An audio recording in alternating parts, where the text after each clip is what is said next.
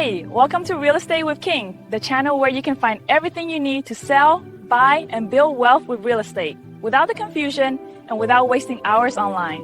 If you want real answers within a click, you're in the right place. I'm King, and on this channel, I break down real estate in a simple way, from first-time homebuyer tips to seller strategies to investing. And today we're talking about a question I hear all the time.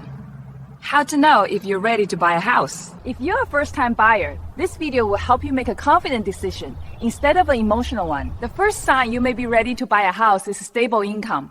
This doesn't mean you need the perfect job or the highest salary. What matters more is consistency. On the other hand, if your income changes dramatically month to month, or you're unsure about your job situation, buying a home can add unnecessary stress. A mortgage is a long-term commitment, and stable income helps make sure that payment feels manageable, not overwhelming.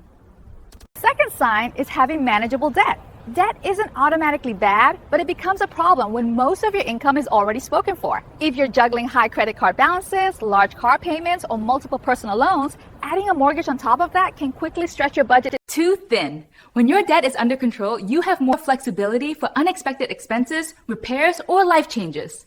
A good rule of thumb is that your monthly debts should leave you with enough breathing room to still save money and enjoy your life. Buying a home should improve your stability, not trap you financially. The third sign you're ready to buy is having savings beyond just a down payment. Many first-time buyers focus entirely on saving enough to buy the house and forget about everything that comes after. Once you own a home, repairs and maintenance are no longer optional. Appliances break, plumbing leaks, roofs need repairs. If all of your savings are used at closing, even a small issue can turn into a financial emergency. Having extra savings gives you peace of mind It protects you from stress when something goes wrong, because eventually something will. The fourth sign is planning to stay in the home for several years. Buying a house usually makes the most sense when you plan to stay put. If you expect to move soon for work, lifestyle changes, or personal reasons, renting may actually be the smarter financial decision. Selling a home too quickly can mean losing money due to closing costs, market changes, or unexpected repairs. If you see yourself staying in the area for at least 3 to 5 years, buying can provide stability and long-term value. This isn't about timing the market perfectly. It's about aligning the purchase with your life plans. The fifth sign is emotional readiness. However, Homeownership comes with responsibility. When something breaks, there's no landlord to call. Maintenance, repairs, and upkeep are part of the deal, and they require time, money, and patience. If that responsibility feels overwhelming or stressful right now, it may be a sign that waiting is the better option. That's completely okay. Being ready emotionally is just as important as being ready financially. Owning a home should feel empowering, not exhausting. Another important sign is comfort with your monthly payment. Even if a lender approves you for a certain amount, that doesn't mean you should spend the maximum.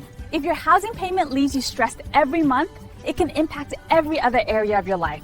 The goal isn't to buy the biggest house possible, it's to buy a home that fits your lifestyle and allows you to live comfortably. A healthy payment leaves room for saving, investing, and enjoying your life. So how do you know if you're truly ready to buy a house? You have stable income. Your debt is manageable. You have savings beyond closing costs. You plan to stay in the home long term. And you feel mentally prepared for the responsibility of ownership.